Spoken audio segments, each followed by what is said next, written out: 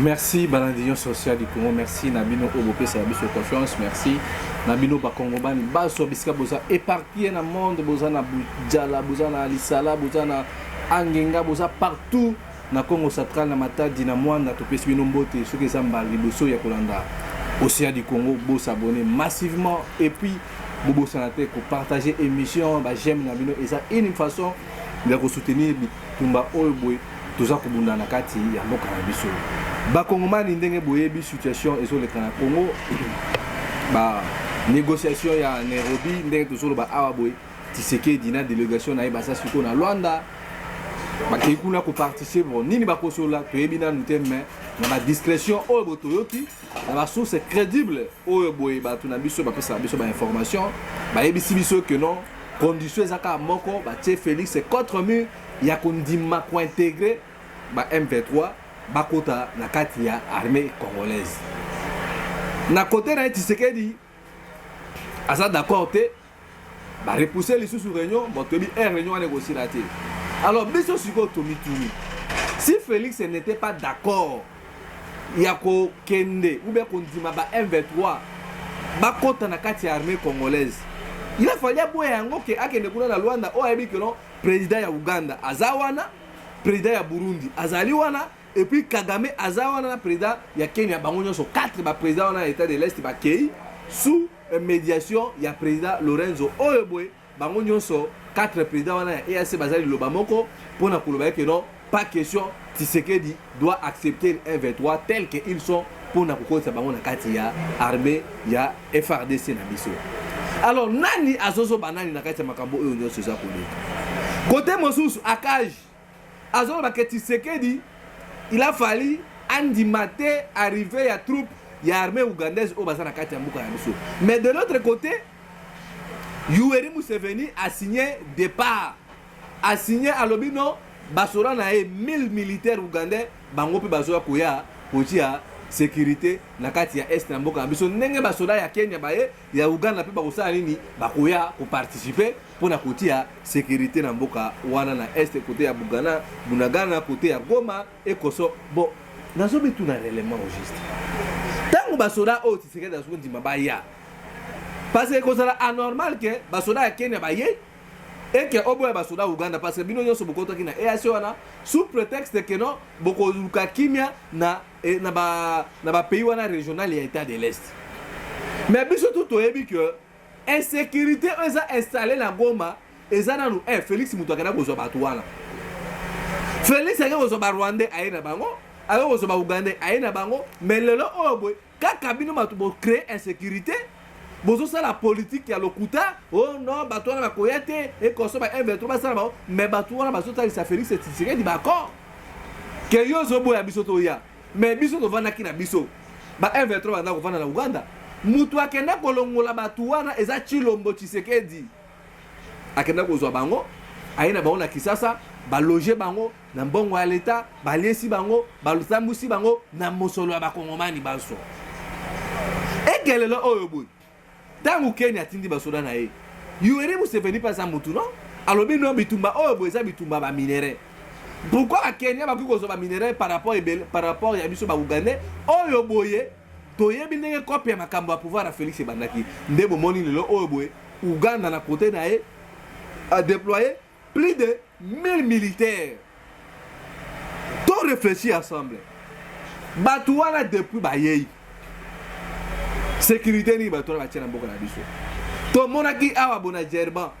na makambo ya COP 20 président ya Rwanda Kagame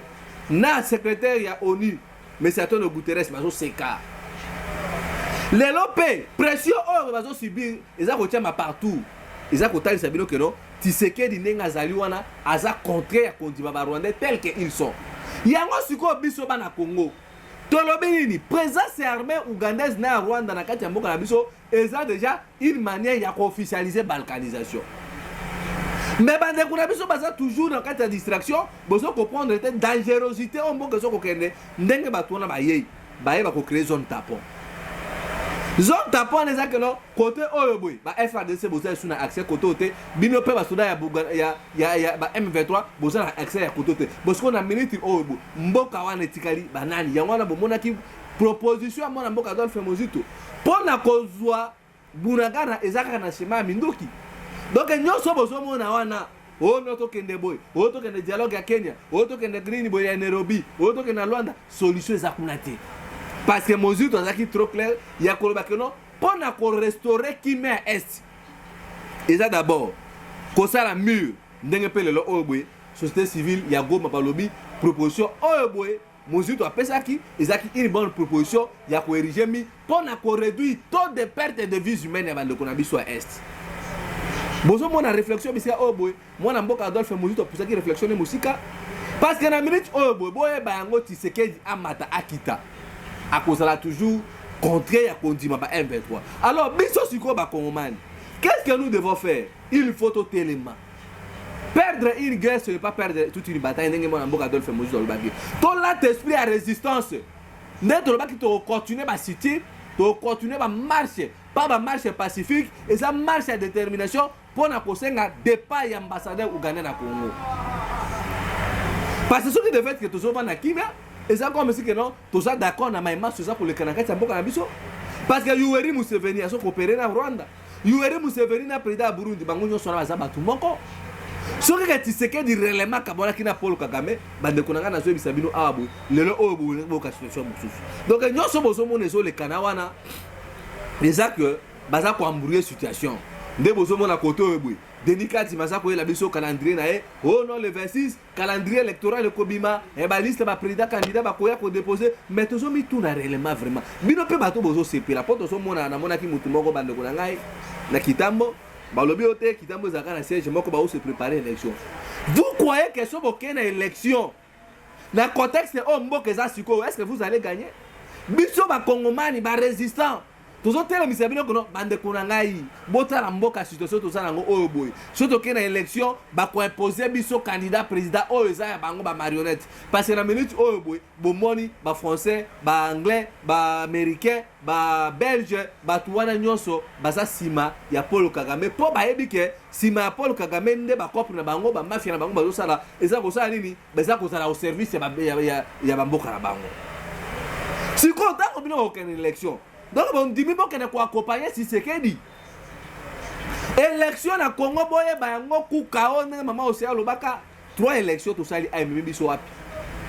Bino ko mi ko préparer ba base na bino boye ba yango so boke na élection o ya Denis Kadima obo. Beaucoup échoué parce que Tshisekedi a ça la forcing. Ya qu'on nommé ba juge ya cour constitutionnelle, ya qu'on nommé Denis Kadima, ya qu'on nommé ba mandataire na CENI, ya qu'on nommé Batouana Nyonso Félix Tchabango parce que ça qui déjà carte oyo boye ba ebisa ki Félix na Rwanda tant akenda kabi kende Tchabatu oyo boye parce que tant to koma na période wana tant ba ko proclamer yo lokola biso to sisi na no mission na biso na Congo te allez to continuer Félix a continué na 10 à 12 ans na kati ya pouvoir. Cher Congolais bande konanga to bima na kati ya distraction. Calendrier électoral wana bokomona élection wana kosalema ya mbangu et kozala élection moko kaka keno tolamba kaka tolia kaka poto za na nzala mais en soi eloko malunga ekobima nango kuna te lelo oyo boye biso tout oyebi tomona ki olenga ko akenda ki na fala de pas président Martin Fayulu président Martin Fayulu baki aza prêt ya kokutana na Tshisekedi batu nyonso bayebi yango il avait déclaré aza d'accord ya kokutana na Tshisekedi. Si vous avez déclaré qu'il y a un Tshisekedi pour Solani. Excuse. Donc, vous avez quelque part, vous avez président Fayulu a 5 ans de Tshisekedi. Pour Basolola, Nini. Bayokana, que vous pouvez savoir député autant, vous pouvez savoir ministère. Tala bisika on a zolo plusieurs fois que non. Na Congo, tous les leaders au tech, nous avons même combat à peuple congolais. Yangwana bozomona. Biso tous les misabino baïchen. Bah pour parler seulement na Kenya, et ça va pour parler au boy, bah qui ko imposer Félix à respecter ba engagement na e, à promettre ki bango, Européen sa mission Minduki, Européen sa mission ba minerai, Européen sa mission espace aérien, Félix doit respecter ces accords là. Ce que Félix a respecté yango tendenge mutu wana milinga no lobaka kolia mboma, yango na bomona kina ba Congo. Tango tozo ba ke batu oyo boy, gouverneur wana ba Congo za Rwandais. bato ebele batiaka tembe awa Bruno yo lobaka mala nga lobaka malamu te boto komona ba image elekali na bakongo na Matadi gouverneur wana botama na France mama na yaza d'origine rwandaise mutu oyo gouverneur azali abimi na parti politique na n'est-ce pas parti politique à Vital Kamerhe qui est Vital Kamerhe nebisa ino abo Bingevete na Kikwiti qui connaît Bingevete Bingevete c'est un sujet rwandais oh Paul nani Vital Kamerhe avant que pas nae Vital Kamerhe est d'origine burundaise siko Vital Kamerhe apesa na point na nyonso pour que non gouverneur wana avant na bisika zali basango moko bazawana na bakungu wana ce sont des rwandais na ba masaya balata banzambale koso tala siko boy Félix ndenge ba uti ko récupérer na motambo bozo bona gouverneur wana rwandais na monseigneur oya tinzambala pembe wana na sima na ye gouverneur wana azui soki poison soki pe nini soki pe ba mvutuma soki pe ba gris na bango Félix pe okaza na ye mutu moko boye mutu nyonso biyamba Félix bilonga ba fête gouverneur wana na monseigneur bo monde ba vidéo wana naza na tate pona chela bino ba vidéo wana monseigneur wana rwandais apesi soki pe kisi ngope soki anika Félix ye moko mutu ayebi Félix na wakisi na mutu ka apesi mbote yango tolobaki Tshisekedi soko lobi vérité te liboso a peuple congolais bato na bakosala nini bakole kombeka il faut Félix a tout bela bomoni to bisa minoni moleke o Félix a continué loboko mutu akusauver Félix ezaka ka ye moko soit na peuple congolais bomoni bakisi zo sale mana moi envoûtement na moi Tshisekedi loba vérité loba que peuple congolais Bruno tala makamonga ndeko signé et kainga na mongo pouvoir na tikeli basoda na proposaka bino abo pouvoir de botikela basoda bana mboka Tshisekedi osala tout bela confession et ko s'appelle une manière pona yo et que na yibaka victoire ba kongomani mais na komaki na dimension moko bo na kangamaki alors nazaki na choite ya mwana nazaki pouvoir pour l'état de famille na pesa ki ba congolais basoda na peuple bobunda po bo sauver boka mutema makasi ya Tshisekedi yango bo somona ka ba rwandais o bo ba komi ko tshela ka poison na maboko ndana zolo ba awa boy gouverneur wana il semble que ba kangaki na ane bazo auditionner ote kisi wana na simbaki yango ndenge lekana ki bomonaki ezalaki po soki na pesi Tshisekedi mbote chef de l'état sima ba fonction alinga yo qualité de quoi mona mobali to baka gouverneur o aza pede ye Félix mobali yo mobali akolinga po na nini so pe que ça pour ba gris na bino pour ba envoûtement na bino il a fallu ko sala yango na place moko akuku ko sala yango na place publique. Et puis sécurité ya Chilombo obo na ka mutu avimbi alie fufu na matamba ya pondu ba chamu ngwa biete obo na ka ke no sécurité nini koso sécurité moko epola bazo sala mutu mabe bande kuna biso na batelemi kaka bango tu soki bakebo babi makana caméra batala bango tala bisia auto banai ko bakano bande kuna nga kasai bino soki mboka auto libéré yango boko kota na ba conflit na bato ebele parce que Tshisekedi ayebi bisika memi mboka. Lelo oyo boy monseigneur wana qui pouvait croire que monseigneur sango na gouverneur bayokani gouverneur na temi liboso monseigneur na sima bazo pesa na bamvutuma ba poison na bango ba rwanda Tshisekedi tubela liboso a peuple congolais parce que makambo mulinga na lobaka soki Tshisekedi asala attention ta kolia mbuma ngo akolia ngolenge nini na nzela poison na to moni parce que toka que na présidence kuna poison tambola kanango mais biso tout au monde na ba image na ba réseaux sociaux na internet Félix afungola mutema yango wana soki ke ba kosalo mabe wana eza makambo na bino na ba rwanda boyoka yaki biso peuple congolais bomoni makambo komi kolekana moi yango wana boso mona ba leader politique congolais belé la plupart majorité baza na deuxième basi boy ba rwanda ba pesa bango bala basi na bango batuchi parce que tango bakobota na bana wana bakomi koboma bana nzela poison et dans le fur et à mesure race bantu ko sa nini et ko limwa et puis batuchi bakokoma nani bakokoma ba maître mutu na makambo wana Tshisekedi Chilombo le rwandais de ko ya Kabila. Comment est possible si Félix azaki président na ba source onga na zui Tshisekedi soki ba koti conseil des ministres za na deuxième conseil des ministres monsieur Salemaka na conseil des ministres wana ezakaka ba rwandais okuta ba Claude Nyarugabo ba Bizima Karaou ba nani oyo boy ba rwanda wana ba biselele na ba misusu bazawana parce que la plupart ba rwanda baza na Congo ba changer ba kombo bazo ba kombo ba mbui ba kabuya ba tumba ba kombo moko ba congolais Donc lelo oyo boye situation eza vraiment très dangereux na kati ya mboka na biso soki tobundi te ndenge bozomona wana ndenge bandaki koloba na fille d'idée nanga soki bakoti na conseil des ministres bazonga sous deuxième conseil des ministres c'est ba décision au barwande bazwaka na Tshisekedi kuna na conseil des ministres wande na ndine ba source na il semblerait que maman Denise Nyakeru muto azaka na décision asuka liboso bazara sur lube kwa na barwande yo so bino boyo na Congo sikoyo boye quel pays au monde est dirigé na des gouvernements parallèles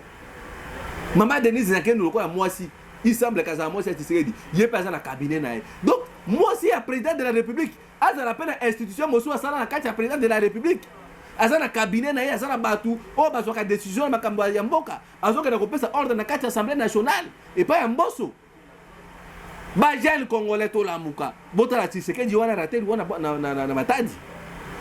bolo baso za kibiso bino bolekisi boza mitema mabe tisiko bo Tshisekedi wana ba raté ko bomae poison tango sokota na nzoto ya mutu efe nango episaka nini e omema mutu na liwa bino bandeko na biso bofungola miso Tshisekedi aza représentant ya satana na Congo yango nyonso bozomona babiloko ya bilembo atango yosali bazo intimider Tshisekedi comment est-il possible ba yekino ba okene na Luanda mais gouverneur wana a frappé bord wana liboso ba caméra na monde ati ba o filmer il faut pas savoir leçon bon réfléchir autrement et ça une manière pour interpréter Tshisekedi que non ce que quand ici ba Rwanda na gouvernement te soit yo soit biso bande konangai ba congolais to la muka to tele mato bundela mboka so to bundeli mboka te banani musuba ko bundela Congo ya Lumumba Congo ya musée Congo ya Mobutu to tele mabande konangai l'ère grave. Tshisekedi n'est pas la solution, c'est le problème du Congo s'appelle Tshilombo Tshisekedi. Parce que nanga keiwana, oh papa wemba emba, nga équipe moko kombo na ofese ko to kokombi. O tianga na poule moko bisika oyo boy, Paris Saint-Germain azali, Real de Madrid, Barcelone, Liverpool, Manchester. Est-ce que nga na kobika na kati ya poule wala? Eza lokola Tshisekedi, ake kokota na poule ya ba nilotique.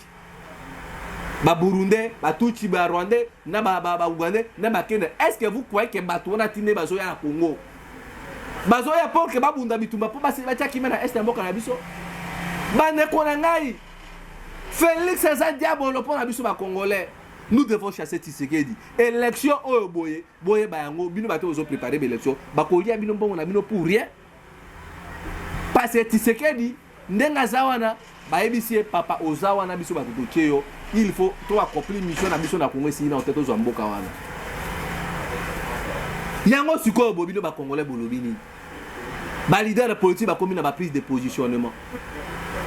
position monzi to azwa ki abino il faut to bundana ba obo kuna Tshisekedi de kotika pa bo e mi kakabo monzi to lobi to érigé mi to bimana EAC bato belo ayo nini boy koso monzi to aza moto azo mona musika so ta l'avenir mboka parce que le lorsque to bimina EAC eza lokola to kangwami to bona même Donald Trump na COP 17 ba kindaka amoni ba corona signaki obo a retirer signature na mais pourquoi Tshisekedi des qui chapitre pour retirer signature na la muka na Genève mais signature la communauté biso na EAC Tshilombo azoko kayango te complicité trahison mutema mabe soki tolobi awa boy bolanda ka biso bozoko makotinda ka bato afile biso bande kolanga ba congolais na minute on na zo bisabino na komi objet ya filature ya bato même maman aussi bazo mélanger ngai moko na zo bisabino awa boy ni tete ba petit totamboka na bango na minute obwe bolingaki boyo kaka Bruno asa porté disparu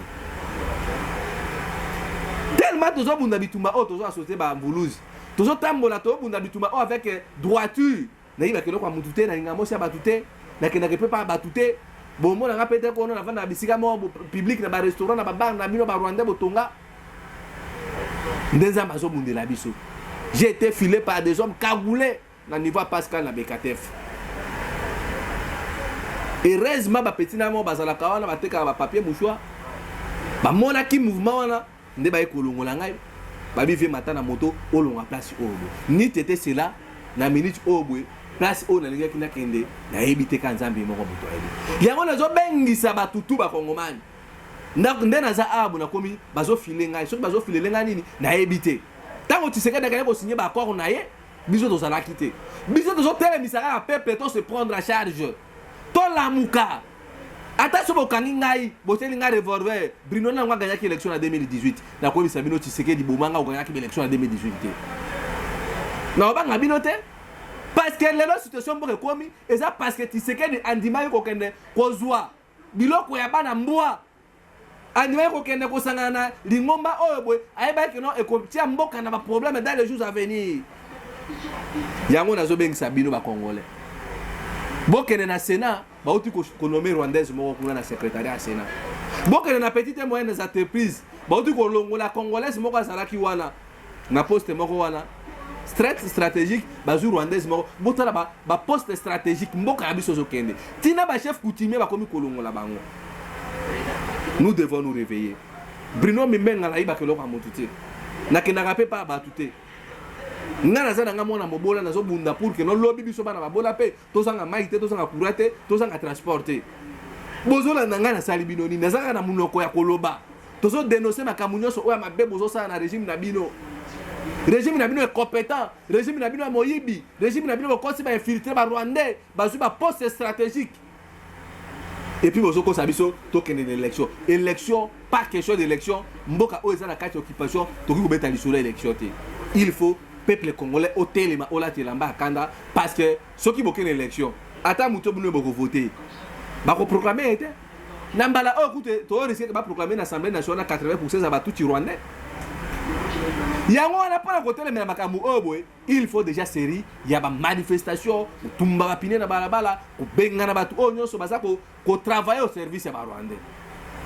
yango na bozo mona bande ko ngai ba congolais na rataki enlèvement na butu ya lendi yango na zo senga na bino bande ko ngai nyonso bolina ka litso biso to bundaka mwana na bino yo bino Mimbenga Tshisekedi a déployer ba tunaye ba rwandais balati kagul po ba ko sa biso mabe po tozo lobela Congo po tozo ko réveiller ba Congomani ba iba makambo zo de kamboka na biso soki ngai lelo nazwi mabe boye bango za régime Tshisekedi so ya bo mona ngana mikolo za ko yate boye ba ok non je suis objet ya filature ya régime Tshilombo po mission Tshisekedi ezali abinini le cas d'élection oh ko sélection moko boycottage ya tricherie ale bato to bazoloba akanga bango atia bango na prison de bomona ki ba tcheki bande kuna biso basa na kati ya prison makala mais boye bango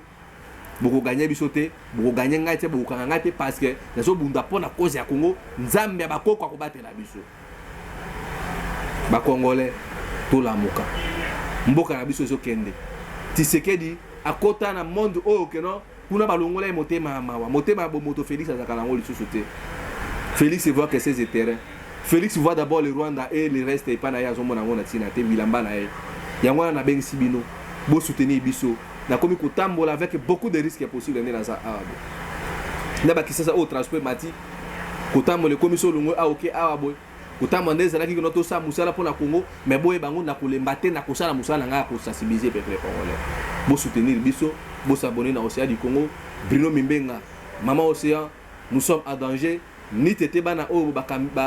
teka kana ba papier mouchoir pour le moment bolinga ki boka sango mosusu mais nzambe o to sa ko bunda a ko protéger biso et puis bino boy bo salate ko tia biso na mabondeli na bino bo sambila mutu mutu sika sambila ka bo protéger biso afin que combat o to so mener ceux qui ba kangi biso na minute o boy et ko affaiblir lutte na biso yango wana na bengisi bino na prudence bo sambila pona biso bo zanga te ko soutenir biso surtout na bata o boy ba transport to matériel ba transport public tout ça ba moite que o kolo moto na moko ko so bata ba moto ngo pe ba luba ba ndeko na biso ba kase yo ba kota ba service ba rwanda wana nyoso o mona komati na moto ya ndeko na congolais mais ce service ya aner na mode opératoire ba pesa bango na partie na bango ba IDPS mais to banga te numéro ezali wana na plus 243 81 73 11 702 plus 243 81 73 11 702 wana nde boko ko komela biso ba information misusu ba sango to solo là et puis tout ça pour protéger encore, pour projeter une grande manifestation parce que tout le monde que l'armée à Ouganda et pour travailler ou bien pour restaurer qui mène à Boka Biso or bango de mutu basa ko boma ba Congomani plus de 243 81 73 11 702 Walande ko komela biso lisungi na bino moi aide na bino et ko zalape malamu na kati ya bitumba oyo boye Ingeta, Matondo comme la diaspora, tout ya Congo, au Canada, aux États-Unis, en France, en Belgique, en Montréal, en Portugal, partout biska bozali, vous s'abonner et puis vous soutenir biso dans la manifestation ou tout ça pour projeter en haut dans les jours qui viennent. Merci. Nena Bisabino toujours, Bibo Kapeli, puis ici là sur la Mokomote, entre la patrie ou la mort, les peuples vaincra, Ingeta.